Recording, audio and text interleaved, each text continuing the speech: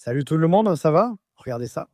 Ces vidéos qui vont suivre sont des productions déjà relativement anciennes de la chaîne. À l'époque, elles n'ont pas eu autant de succès, mais ce sont d'excellentes productions, d'excellentes histoires, très bien recherchées et racontées. Alors, j'ai décidé de faire cette compilation avec plusieurs épisodes pour que vous puissiez faire un marathon, et c'est donc une vidéo supplémentaire, d'accord? Donc je vais les diffuser à la suite. À quel point sommes-nous vraiment en sécurité? Posez-vous cette question plus d'une fois et vous commencerez vraiment à vous inquiéter du mal qui peut nous atteindre quand on s'y attend le moins. Imaginez-vous assis sur un banc d'église pendant une messe réconfortante, juste après que le prêtre l'ait terminé par un chant de louange à entonner. Un homme jusque-là au-dessus de tout soupçon se lève avec deux armes à la main et commence à tirer sans pitié sur les fidèles présents.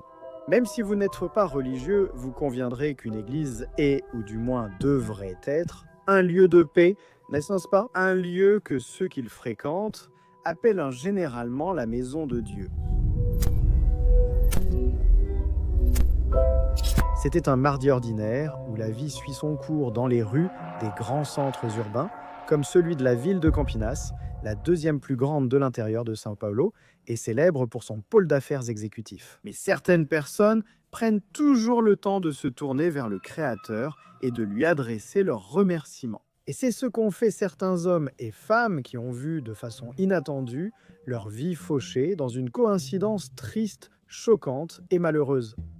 L'analyse de système Euler Fernando Grandolfo, âgé de 49 ans, n'était pas là pour communier ni pour confesser les péchés qu'il portait en lui, mais bien pour promouvoir ce qu'il aurait appelé une grande chose, dans une note de son journal qui a été retrouvée plus tard par les enquêteurs de l'affaire. Euler était un dépressif solitaire, avec une manie de persécution qui menait une vie de classe moyenne. Il vivait avec son père, affaibli par la perte de sa mère, dans une maison de haut standing à Valinhos, près de Campinas. Dans leurs témoignages, les membres de la famille ont déclaré qu'il était du genre reclus, qu'il sortait à peine de chez lui et qu'il craignait qu'il ne se suicide à cause d'un traitement qu'il avait déjà suivi. Mais certains voisins se sentaient dérangés par sa présence, qu'ils disaient être menaçante. Il n'avait pas de casier judiciaire, mais selon les informations du commissaire José Henrique Ventura, Euler avait déjà passé plusieurs appels à la police, affirmant être victime de persécutions. Cependant, ces prétendues persécutions n'ont jamais été confirmées, et encore moins élucidées. Concernant son passé, on a appris par la suite qu'il avait été un jeune homme intelligent, studieux et même attirant pour les femmes de son époque, allant jusqu'à être comparé à un acteur qui a incarné pour la première fois Superman au cinéma, Christopher Reeves, une de ses anciennes petites amies, avec qui il avait travaillé comme assistant du parquet du ministère public à Sao Paulo, a déclaré que l'air était très méthodique en ce qui concerne le comportement social des gens et qu'il n'hésitait pas à rompre les amitiés qui ne correspondaient pas à sa façon de voir la vie. Le fait est que, selon les enquêtes, Euler a passé environ 10 ans à planifier l'attentat qu'il allait commettre cet après-midi fatidique du 11 décembre 2018, lorsqu'il a ôté la vie à 5 personnes et en a blessé 3 autres, sans compter le traumatisme qu'il a provoqué chez tant d'autres. La barbarie aurait des répercussions dans le monde entier, amenant les autorités politiques et le pape lui-même à exprimer leur tristesse face à la tragédie, qui a été jugée et consacrée comme inexplicable. Armé d'un pistolet 9 mm et d'un revolver calibre 38 au numéro de série effacé, arme possiblement achetée au Paraguay lors d'un de ses voyages. Un fait qui a également été rapporté dans ses notes. Et il possédait suffisamment de munitions pour tuer et détruire la vie d'un nombre bien plus important de victimes. Tout cela tenait dans un sac à dos. Euler est alors entré dans la cathédrale Notre-Dame de la Conception, située en plein centre-ville et à quelques pas d'un poste de police. Et il s'est assis complaisant sur l'un des bancs, à côté des autres autour de lui. Éduqué dans la religion catholique, il s'était finalement éloigné de l'Église pour des raisons personnelles, devenant un critique acharné de l'institution. Et de son père, qui avait même été ministre religieux et qui, selon lui, n'était bon à rien d'autre.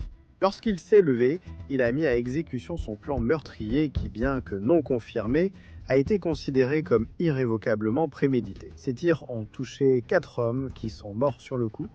Sidney Vitor Montero, 39 ans, José E. de Gonzaga, 68 ans, Christopher Gonçalves dos Santos, 38 ans, et Epidio Alves Coutinho, 67 ans. Le cinquième à être touché, avec 2 balles, Heleno Severo Alves, 84 ans, a été secouru par l'équipe du SAMU. Mais succombant à ses blessures, il est décédé le lendemain.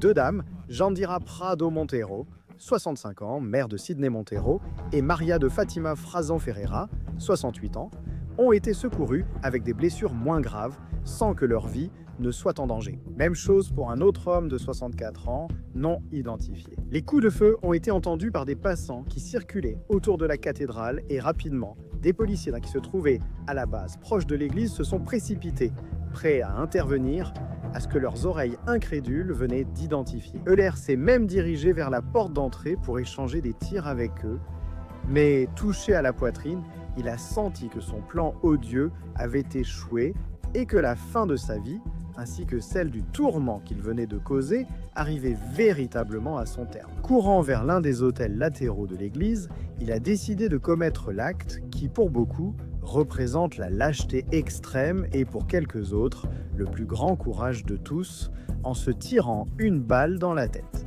La croyance chrétienne enseigne et croit qu'avec la mort, tous les péchés sont pardonnés.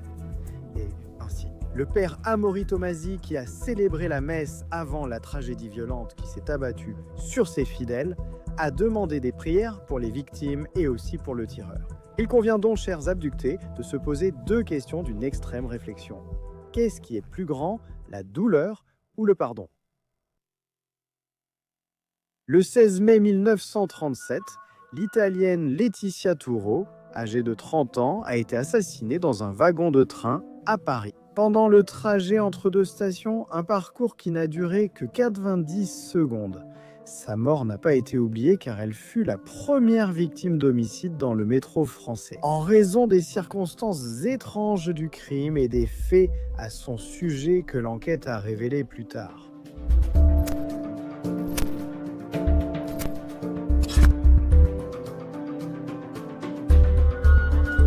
Fille de l'Italie, dans la région bilingue des Alpes italiennes, elle était la fille de Jean-Baptiste Nurissa, un ouvrier du bâtiment et agriculteur.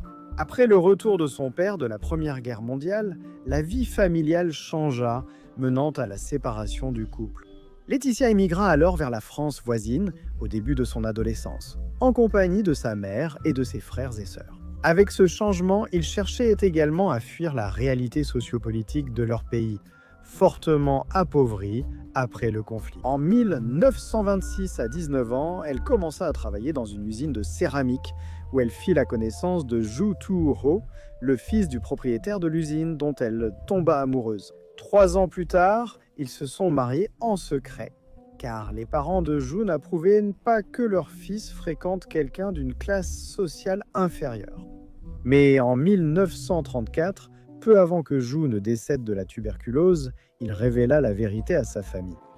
Devenue veuve, Laetitia a dû quitter le logement qu'elle partageait avec son mari. Elle est alors allée vivre dans un petit appartement à 50 mètres de la station de métro Pierre-Auguste. Ce qui lui convenait car certains soirs de la semaine, la jeune femme travaillait au vestiaire d'une boîte de nuit appelée As de Copas, d'où elle partait tard, prenant toujours le dernier métro avant la fermeture de la ligne. Dans la boîte de nuit où elle était connue sous le nom de E-Hollande, elle avait aussi la possibilité de danser avec des clients qui la payaient pour cela. C'était une bonne affaire pour elle qui, dans ce cas, pouvait s'amuser et profiter un peu de la vie nocturne de la ville tout en gagnant sa vie. Pendant la journée, elle avait un autre emploi au laboratoire Maxi, un fabricant de cire pour chaussures et de produits similaires. Là-bas, Laetitia était appréciée par ses collègues et accomplissait ses tâches avec responsabilité. On sait que l'Italienne était indépendante et courageuse, car elle se promenait dans la ville tard dans la nuit. Et 3 jours avant de mourir, elle a été victime d'une supposée tentative de vol lorsqu'un homme l'a attaquée à la porte de son immeuble alors qu'elle rentrait de son travail de nuit. Elle s'est défendue et a réussi à entrer dans l'immeuble. Elle a ensuite raconté ces événements de façon comique et a refusé qu'un voisin l'accompagne sur le trajet de la maison jusqu'au transport. Sa mort a eu lieu le dimanche 16 mai à 18h28 D'après la police, peu après son entrée dans le métro à la station Porte de Charenton, alors terminus de la ligne 8,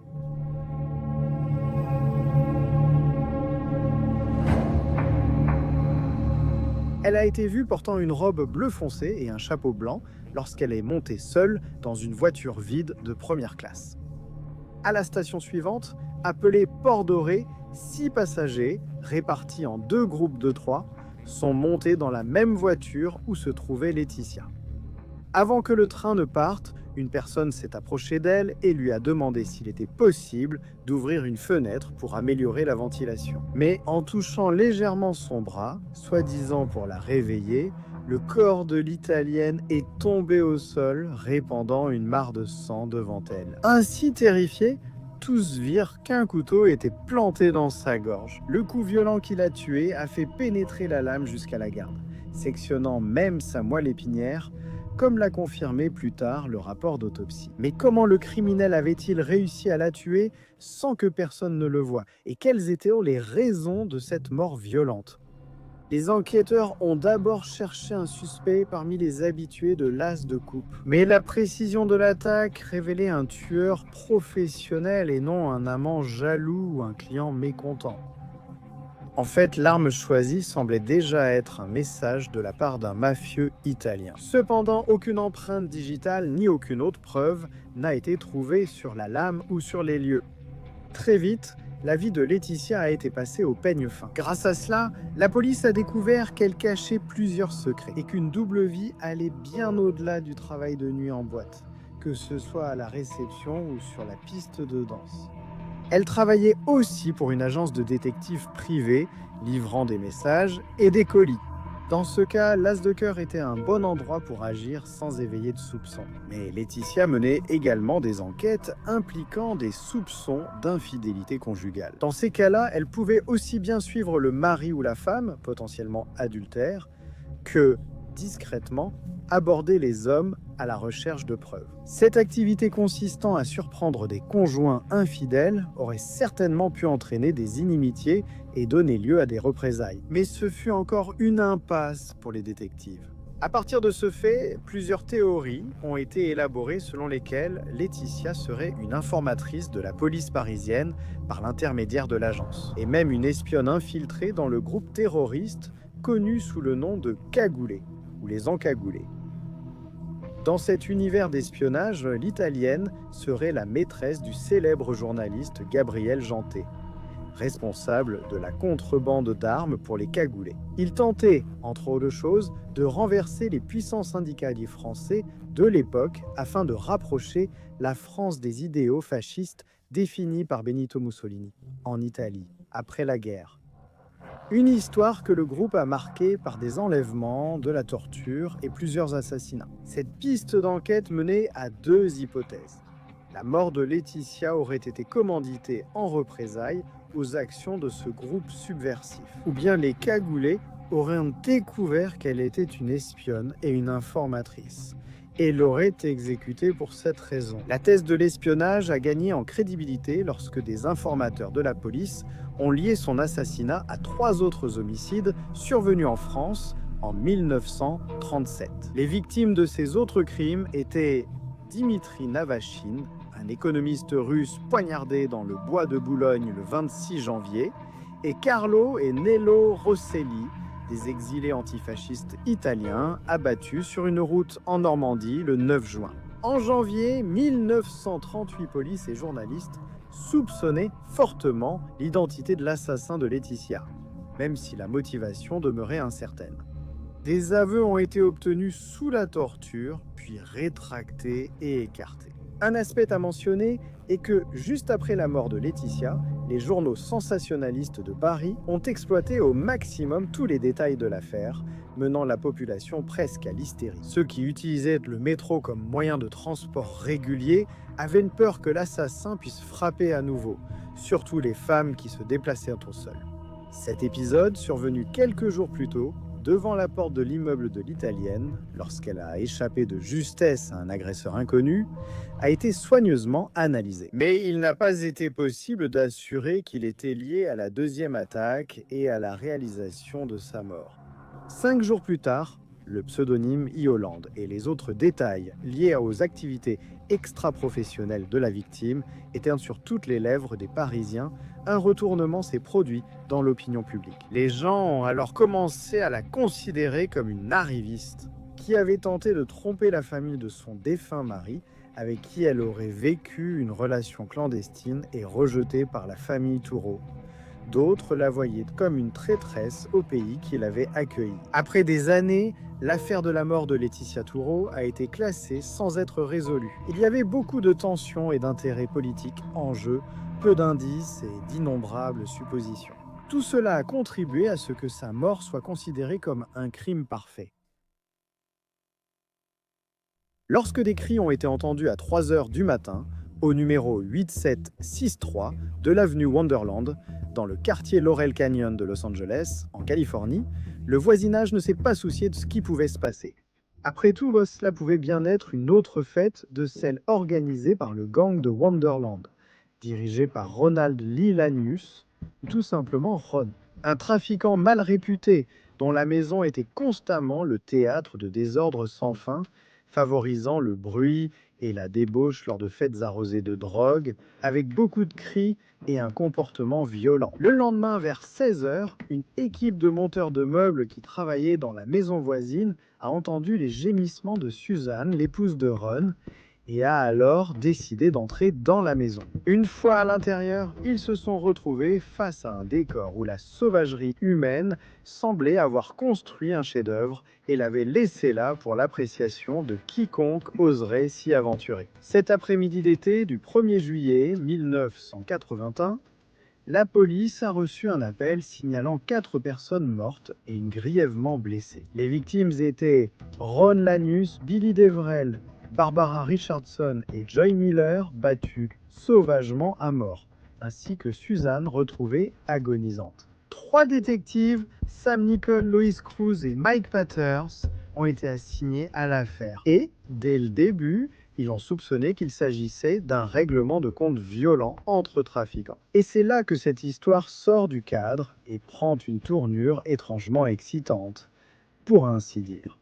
Avec le temps, l'enquête a mené à des indices qui ont conduit les policiers jusqu'à John Holmes, une illustre légende du porno américain des années 70. À cause de sa dépendance frénétique à la cocaïne, il ne trouvait plus de travail et il subissait un ostracisme écrasant qui l'a plongé dans la ruine financière. On a découvert qu'il était ami avec Ed Nash, propriétaire de boîtes de nuit liées au crime organisé, auquel il devait de l'argent à cause de sa dépendance. Et d'acté, pour cette raison, il se serait impliqué avec le gang de Ron. Il leur a ainsi donné l'opportunité de préparer un cambriolage chez Nash, ce qui leur permettrait de récolter une belle somme d'argent et ensuite de le récompenser avec une part satisfaisante. Alors le 29 juillet de cette année-là, Ron et sa bande ont commis ce fameux braquage de manière féroce, montrant qu'ils ne plaisantaient pas. Cela s'est terminé avec le garde du corps de Nash, Gregory DeWitt Diles, qui a été blessé. Nash a alors commencé à soupçonner John Holmes, qui était chez lui le jour du vol. Il a donc envoyé Diles pour amener Holmes à un interrogatoire privé. Holmes a été surpris en train de se promener à Hollywood en portant l'une des bagues de Nash, et après avoir été attaché à une chaise et servi de punching ball sous des menaces de mort, non seulement contre lui mais aussi contre sa famille, il a fini par craquer et a donné les noms des braqueurs. Dans sa volonté de se venger et de récupérer le respect qu'il avait acquis dans le milieu, Nash a savouré sa vengeance froide. 2 jours après le cambriolage de sa résidence, dans la nuit du 1er juillet 1981, un groupe d'hommes de Nash a fait irruption dans la maison de Wonderland Avenue et a sauvagement tabassé, avec des marteaux et des barres d'angle de fer, Ron Lanius et ceux qui étaient en sa compagnie. Apparemment, tous ont été tués pendant leur sommeil car les corps se trouvaient dans les chambres de la maison. Mais miraculeusement, Suzanne, l'épouse de Lanius, a survécu, mais avec des séquelles très graves en raison de lésions cérébrales qui lui ont causé une amnésie. Et cela a nécessité l'ablation chirurgicale d'une partie de son crâne, en plus de la perte d'une partie d'un doigt. Tracy Raymond McCurdy et David Cleveland étaient les chanceux du gang de Ron qui n'étaient pas présents dans la maison cette nuit fatidique. Lindy se droguait avec une prostituée dans un motel et McCurdy était resté chez lui. Les détectives du département de police de Los Angeles, Tom Landy et Robert Souza, ont fouillé la maison de Nash quelques jours après le crime et ont découvert $1 million en cocaïne ainsi que quelques objets provenant de la maison de l'avenue Wonderland. En raison de l'empreinte de la paume de Holmes retrouvée sur la scène du crime, il a été arrêté et accusé des meurtres. Le procureur Ron Cohen a voulu lui faire porter toute la responsabilité. Mais ses avocats ont réussi à le présenter comme une victime potentielle qui avait été contrainte par des moyens sévères à conduire les meurtriers sur les lieux des assassinats. Après un long procès de 3 semaines, Holmes a été acquitté des crimes le 26 juin 1982. Mais il a été condamné à 110 jours de prison pour outrage au tribunal et refus de coopérer avec les autorités. Par la suite, il aurait dit à sa femme, Sharon Gabini, qu'il connaissait le gang de Wonderland et que cette nuit fatale, il aurait conduit 3 bandits jusqu'à la maison de la drogue et les aurait menés à l'intérieur où ils seraient restés debout, assistant simplement à toute l'attaque sanglante qui s'est déroulée. Sharon a déclaré plus tard, lors d'une interview, que le lendemain matin, Holmes était rentré à la maison avec des vêtements tachés de sang, mais qu'il ne lui avait jamais révélé les noms des assassins. Déjà en 1990, Ed Nash et Gregory DeWitt Diles ont été jugés pour la planification et l'exécution des meurtres. Mais, même avec un témoin à charge, ils ont réussi à s'en sortir. En 2000, Nash a fait l'objet d'une enquête pour trafic de drogue et blanchiment d'argent. Et, acculé dans la soixantaine avancée, souffrant de plusieurs maladies, il a conclu un accord judiciaire et a admis avoir soudoyé le jury et ordonné le cambriolage chez Ron, mais il a nié catégoriquement toute participation au meurtre. Il a écopé de 4 ans de prison et d'une amende de $250 000. Quant à John Holmes, cet acteur, il est décédé le 13 mars 1988, des suites de complications liées au virus de l'immunodéficience humaine, emportant dans la tombe ses secrets les plus sordides. Son personnage a servi de base pour le film Bug Nights, sorti en 1997, réalisé par Paul Thomas Anderson. Cette histoire a été portée à l'écran en 2003, avec le film Crimes in Wonderland du réalisateur James Cox, dans lequel Val Kilmer interprète Holmes de manière hypnotique et tourmentée. À quoi sa vie devait-elle vraiment ressembler ? L'affaire d'aujourd'hui figure également parmi les cas les plus révoltants de l'histoire criminelle brésilienne. Aujourd'hui, nous allons parler de l'affaire Poliana Borges. Cela aurait dû être simplement un vol de voiture, de plus commandité par l'industrie du crime, extrêmement lucrative et violente de Goiânia, en 2009. Le modèle était une Chevrolet Prisma noire. Après le vol, le châssis aurait été falsifié et la voiture serait entrée dans le système de clonage criminel de véhicules qui alimentait et stimulait ce marché illégal. Et c'est au volant d'une voiture comme celle-ci que, le matin du 23 septembre, la publicitaire Poliana Arruda Borges Leopoldino, âgée de 26 ans, est sortie de chez elle en direction du campus de la Pontificia Universidade Católica Goiás, où elle devait donner une conférence qui marquerait la semaine de la communication, étant donné qu'elle était une professionnelle accomplie dans ce domaine. Mais le problème, c'est qu'elle n'y arriverait pas, ce qui allait donner lieu à l'une des affaires les plus révoltantes et injustes de l'histoire criminelle brésilienne. En plus d'un cauchemar terrible pour sa famille et pour ceux qui l'aimaient et la connaissaient. 4 bandits avaient pour mission de voler la voiture qui avait été commandée par Django Gomes Ferreira, qui travaillait pour Leandro Garcés Carvalho. Ils étaient Azad Haidar de Castro, Deberson Ferreira Leandro, Lavonier da Silva Neiva et Marcelo Barros Carvalho. Le groupe de braqueurs dégénérés était surexcité après une nuit arrosée de cocaïne et d'alcool. Et en abordant Poliana, ils ont décidé que cela ne se limiterait pas à un simple braquage, choisissant un plan B sournois qu'ils ont mis à exécution sous le coup de l'instant. Sous la menace, la jeune femme a été placée sur la banquette arrière et ils ont emmené la voiture aux abords de la Mata do Corrego Caveirinha, dans le quartier résidentiel Humaita, au nord de la capitale. Désespérée, réalisant la violence ignoble et lâche qu'elle allait subir, Poliana s'est battue pour son honneur et sa dignité. Mais malheureusement, cela n'a pas suffi à empêcher qu'elle soit violée par cette bande immonde et tuée par balle par Assad. L'un de ses bourreaux qui, selon ses propres dires plus tard, n'a pas supporté son rejet et a donc décidé de la tuer. Conscient du chaos de la situation, le groupe a alors incendié le véhicule qui a été abandonné rue Chavante, dans la résidence Caraïba. La police a retrouvé la voiture le même jour et avec elle les affaires de Poliana, ce qui a d'abord fait croire à un possible enlèvement. 2 jours plus tard, le corps de Poliana a été découvert dans les broussailles de Caveirinha, avec tous les signes de violence sexuelle aiguë et d'assassinat par arme à feu. Entre enquête et arrestation, 2 années se sont écoulées dans cette affaire qui a été marquée par des rebondissements pour le moins étranges. Pour ainsi dire, on croyait que, compte tenu de la grande répercussion de l'affaire dans les médias à l'époque du crime, le déroulement des enquêtes policières serait rapidement efficace. Meilleurs commissaires et commissariats se sont succédés sur l'affaire sans qu'une conclusion efficace ne soit présentée. Et ce qui semblait le plus intriguant et sentait la destruction de preuves, 2 des criminels qui avaient participé activement à la mort de Poliana Deberson et Lavognier ont été assassinés par balle moins d'1 an après le crime. Ce qui n'était pas une mauvaise nouvelle, mais a fini par entraver le travail de l'enquête policière, puisque Deberson était informateur pour les polices civiles et militaires, et selon des sources proches du dossier, circulait librement dans les bataillons et commissariats de la région. Ce fait nébuleux a fini par remettre en question la crédibilité des autorités impliquées dans l'affaire, car on soupçonnait que, au moins indirectement, certains agents publics pouvaient avoir les mains sales en lien avec le crime.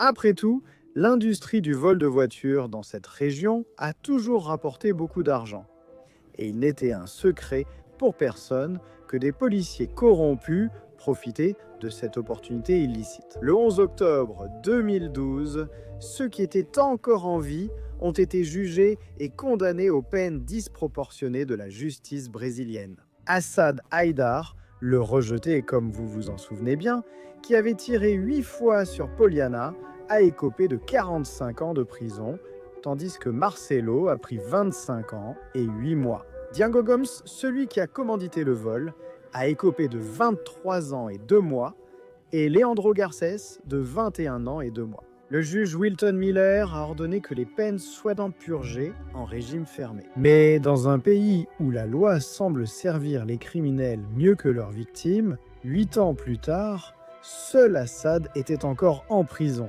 ce qui nous prouve que notre justice n'a pas de penchant pour le bon sens. C'est le moins qu'on puisse dire, tout en gardant une certaine érudition dans la présentation de l'affaire, n'est-ce pas, mes chers abductés ?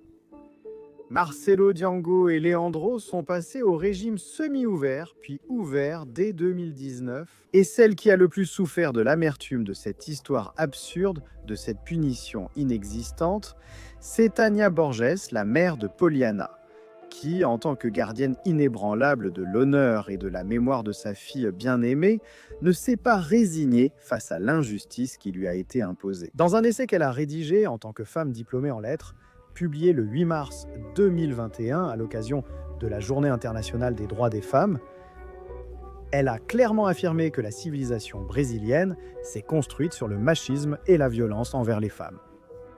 Elle souligne qu'en plus de sa fille, il existe de nombreuses Poliana qui sont violées et tuées à travers tout le pays. Bien plus qu'un cri de révolte d'une mère qui a perdu sa fille de manière aussi brutale, son accusation reflète les données qui montrent sans aucune manipulation que la violence contre les femmes n'a fait qu'augmenter depuis lors. Et la plus grande preuve en est qu'11 ans après la mort de Poliana, l'imposition de la volonté abusive d'hommes comme ses bourreaux semble prévaloir sans qu'il y ait une punition juste et suffisamment rigoureuse contre leurs auteurs.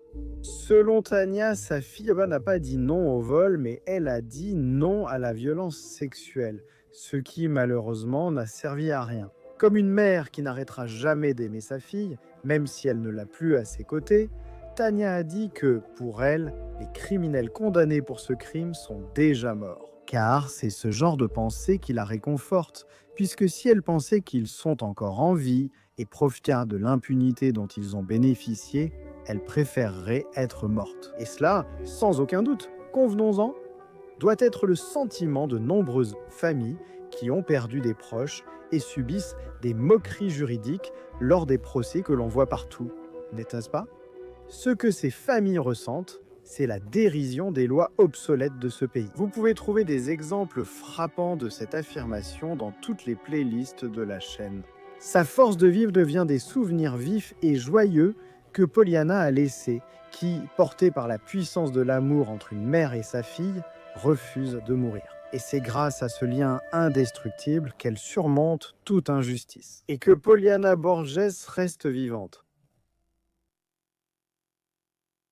Le 18 septembre 2017, dans la ville de Santos, sur la côte de São Paulo, Mateus Garcia Vasconcelos Alves, âgé de 24 ans, est sorti plus tôt des cours à la faculté, mais il n'est pas rentré chez lui. Ses parents, déjà très inquiets, vers minuit ce jour-là, ont reçu un appel de l'hôpital les informant que Mateus avait eu un accident et qu'il était nécessaire que les parents se rendent sur place. En arrivant à l'hôpital, les parents de Mateus ont reçu la terrible nouvelle que leur fils était décédé. Mateus a été retrouvé encore en vie vers 22 h dans la rue Nicolo Guirao Pérez, une rue du centre-ville de São Vicente qui se trouve à environ 30 minutes de chez lui. Il était allongé face contre terre et avait une blessure par balle à l'arrière du cou. Mateus a été secouru et transporté à l'hôpital municipal de São Vicente, mais il est décédé pendant le trajet. La nouvelle de la mort de Mateus Garcia, un athlète très connu dans le sport qu'il pratiquait dans la région, a fait le tour de tous les journaux et des réseaux sociaux. Alors que l'enquête commençait, la Confédération brésilienne de hockey et de patinage publiait une note de condoléances pour le décès de l'athlète de l'équipe nationale brésilienne de hockey. De nombreux amis publiaient des messages exprimant leur indignation face au décès de Mateus, encore si jeune et d'une manière aussi cruelle et soudaine. Même des journaux internationaux parlaient de l'athlète brésilien qui aurait été exécuté et lui rendaient hommage. D'emblée, les enquêteurs ont soupçonné un vol suivi de meurtre, car Mateus a été retrouvé avec le chargeur de téléphone à la main, mais son appareil avait disparu. Les autorités policières ont demandé aux habitants de la région des images de caméras de surveillance pour aider dans l'enquête. Grâce aux images déjà vérifiées, ils ont identifié le coupable 12 heures après le crime. Le meurtrier était le policier militaire Jarbas Colferre Neto, âgé de 23 ans à l'époque des faits, qui a été identifié par ses supérieurs dans le département où il travaillait. Il a été arrêté le 19 septembre 2017 à l'intérieur du 39e bataillon de la police militaire de São Vicente, où il effectuait des services administratifs. Après son arrestation, le secrétariat à la sécurité publique a informé qu'il avait déjà été écarté de ses activités sur le terrain car il faisait l'objet d'une procédure administrative pour être exclu de la corporation. Selon les informations, Jarbas avait été surpris avec de la drogue dans son propre casier à l'intérieur du bataillon et faisait l'objet d'une enquête pour trafic de stupéfiants. Jarbas a obtenu son diplôme du cours supérieur de soldat en 2016 et, moins d'un an après avoir commencé ses activités dans la corporation, il a été surpris avec des substances illicites. Jarbas Neto a avoué le crime et a déclaré que le motif était passionnel. Car, selon lui, Mateus harcelait et poursuivait sa petite amie. Et, comme il a senti qu'elle était en danger, il a fini par organiser une rencontre avec Mateus. Mais, en dépassant les limites, il l'a exécuté pour protéger sa famille. Mais les messages trouvés sur le téléphone portable de Jarbas montraient une autre histoire. Mateus, Jarbas et la petite amie de Jarbas, dont le nom n'a pas été révélé pour préserver son identité, étaient amis et ont même étudié ensemble au lycée pendant environ 10 ans. Avant que Jarbas et la jeune femme ne commencent une relation, Mateus avait montré de l'intérêt pour la fille et Jarbas n'a jamais accepté ni oublié cela. Bien que Jarbas et sa petite amie aient une relation depuis plus de 4 ans et aient même un enfant de 3 ans, il était très jaloux et a commencé à soupçonner que sa petite amie pouvait trahir sa confiance avec Mateus, même si elle a tout nié. Mais malgré cela, n'étant pas satisfait, l'homme a créé un profil sur un réseau social en se faisant passer pour la jeune femme et a commencé à utiliser ce compte pour discuter avec Mateus. En se faisant passer pour la jeune femme, après 6 mois, il a réussi à convaincre Mateus de la rencontrer à cette adresse. en disant que c'était la maison d'une soi-disant cousine et qu'il pourrait discuter tranquillement, plus à l'aise là-bas. Ce soir-là, Mathéus a pris une voiture via une application et est arrivé à l'endroit indiqué vers 21h45. Parallèlement, Jarbas se rendait également sur place avec un autre chauffeur de voiture de transport, avec chauffeur. Il a demandé à ce chauffeur de se garer un peu plus loin et s'est rendu au point de rendez-vous à pied. Sur place, il a attendu Mathéus. Et d'après les caméras de sécurité analysées par la suite, on peut voir qu'à 21h49, Jarbas aborde Mathéus. Il prend son téléphone portable, fait s'agenouiller le jeune homme sur le trottoir et ensuite lui tire une balle dans la nuque. Après avoir commis le crime, Jarbas a pris la fuite. Tout cela en un court laps de temps, environ 2 minutes. Le chauffeur qui a emmené Jarbas sur les lieux a également été placé en détention provisoire, accusé de complicité car, selon le ministère public, cet homme a soutenu moralement l'auteur de l'homicide. Mais le chauffeur s'est défendu en disant qu'il ne savait pas ce qui s'était passé, car il avait garé la voiture à distance. Et il ne pouvait pas voir le crime, ni même savoir qu'il s'agissait d'un guet-apens pour Mathéus. Lorsque Jarbas est revenu à la voiture, il était normal. Il ne montrait aucun signe de nervosité. Avec cette déclaration, le chauffeur s'est exonéré de toute connaissance de ce qui s'était passé. Le fait est que la procédure contre lui a effectivement été classée. Selon l'enquête, Jarbas ne soupçonnait pas seulement Mathéus Garcia. Il aurait envoyé des messages à plusieurs autres hommes qu'il supposait avoir une relation amoureuse avec sa femme et aurait également essayé de fixer des rendez-vous avec ces autres hommes. Mais le seul qui a accepté a été Mathéus, ce que l'on peut supposer être parce qu'il connaissait déjà la femme et qu'ils étaient amis au lycée. Lors de son interrogatoire, la femme de Jarbas a affirmé qu'elle n'avait jamais eu aucune relation avec Mathéus et qu'ils ne s'étaient même pas parlé depuis plus d'1 an et n'avaient pas eu de contact personnel depuis plus de 3 ans, ce qui, plus tard, a finalement été réellement prouvé par l'enquête. Le 29 septembre, la procédure administrative contre Jarbas s'est terminée, entraînant son renvoi de la police militaire de São Paulo. Le même jour, la reconstitution a eu lieu sans la participation de Jarbas. Le 10 novembre 2020, Jarbas Neto a été jugé, accusé du meurtre de Mathéus Garcia. Lors de ce procès, les procureurs ont réussi à prouver que Mathéus n'avait jamais eu aucune relation avec la petite amie de Jarbas, et que tout n'était que le fruit de l'imagination, et que Jarbas avait fantasmé toute la situation de manière paranoïaque. Ils ont également souligné le fait que Jarbas s'était rapproché d'autres hommes, se faisant passer pour sa petite amie avec des conversations futiles. Et ils ont conclu que Jarbas voulait savoir qui s'intéresserait à sa petite amie, et qu'il aurait tiré sur quiconque aurait manifesté un tel intérêt pour elle. Le 26 janvier 2021, Jarbas a été condamné à 19 ans, 7 mois et 6 jours de prison en régime fermé. Il lui a également été refusé de faire appel de cette décision en liberté. Jusqu'à la fin de ce scénario, Jarbas purge toujours sa peine au centre de détention provisoire de Pinheiros 3. Le corps de Mathéus Garcia Vasconcelos Alves a été veillé au cimetière mémorial Nécropole œcuménique à Santos, où il vivait avec ses parents. Et des milliers de personnes ont assisté à la cérémonie funéraire pour lui rendre hommage. La ville a décrété 3 jours de deuil et Mathéus a été honoré par un trophée portant son nom, remis lors du championnat brésilien de hockey des moins de 20 ans qui a eu lieu en novembre 2021 dans la ville de Santos. Une disparition mystérieuse révélée par le hasard. Giovanna Costa Martins dos Santos a disparu dans la matinée d'un vendredi. Lors d'une des recherches télévisées, M. Sidney Martins, le père de Giovanna, a affirmé ce qui suit. Elle est vivante. Elle est vivante et elle est avec quelqu'un. Et ce que les jours suivants allaient révéler, cependant, ne pouvait pas être plus choquant. Jacareí, une ville située dans l'état de São Paulo, plus précisément dans la région métropolitaine de la vallée du Paraíba et du littoral nord. Les parents de Giovanna, monsieur et madame Ana Lucia et Sidney Martins ont fait une première déclaration sur l'affaire. Selon monsieur Sidney, l'adolescente de 13 ans s'est réveillée ce 26 mai 2022 et a pris son petit déjeuner normalement.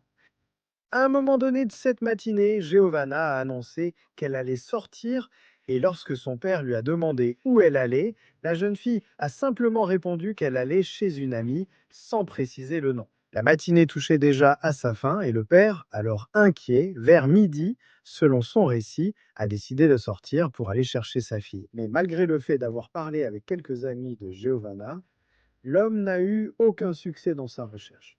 En se rendant compte que personne ne savait où se trouvait Giovanna, la famille et les amis ont commencé à la chercher. Comme c'est courant et recommandé, dans ces premiers jours, la disparition de Giovanna a été signalée au commissariat de police de la ville. Des affiches ont été réalisées avec la photo de la fillette et le numéro de téléphone de la famille. Et par la suite, le 24 mai, la mère de Giovanna a publié un message sur un réseau social demandant si quelqu'un avait accès aux caméras de sécurité pointées vers les rues des environs, d'analyser les images pour vérifier si Giovanna y apparaissait. Toujours ce même 24 mai, un reportage de Cidade Alerta, une émission du réseau Record, a été diffusé où les informations transmises par les parents de la jeune fille ont rendu l'affaire encore plus détaillée. Giovanna n'avait pas l'habitude de sortir sans prévenir ses parents. Et ce jour-là, le 20, elle est sortie seulement avec les vêtements qu'elle portait et a laissé son téléphone en train de charger à la maison. Quelque chose d'inhabituel pour elle. Ici, on a clairement l'impression qu'elle avait l'intention de sortir et de revenir rapidement, si c'était vraiment la vérité des faits. Avec l'ouverture du rapport de police et la médiatisation de l'affaire, des témoignages d'observation de Giovanna ont commencé à apparaître. Dans l'un d'eux, une femme affirme avoir vu la jeune fille près d'une école vers 6h20 du matin et elle semblait effrayée. Selon cette informatrice, Giovanna était accompagnée d'un jeune homme et ils discutaient tous les deux. Un autre témoignage indique que Giovanna était passagère à l'arrière d'une moto avec un jeune homme à la peau foncée à Santa Branca. Mais on ne sait pas exactement si cette référence à Santa Branca concerne le quartier de la ville de Jacareí ou la ville voisine, c'est-à-dire la commune de Santa Branca. Dans ce cas, il aurait fallu que la jeune fille parcourt plus de 17 km depuis chez elle jusqu'à cette ville voisine. Mais le fait est que, malgré les informations transmises, Giovanna n'a pas été retrouvée. Un autre point soulevé concernant l'affaire a été un direct que Giovanna a réalisé une semaine avant sa disparition.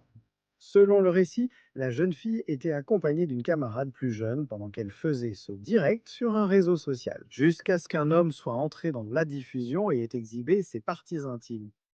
Giovanna aurait coupé la diffusion et interrogé a déclaré ne pas connaître cet homme. L'enquête ayant alors commencé, plusieurs pistes ont été prises en compte pour établir les causes possibles de la disparition de l'adolescente. Les premières pistes étaient presque inexistantes, sans possibilité de localiser la jeune fille par téléphone portable et en l'absence de messages qui pourraient révéler un détail important.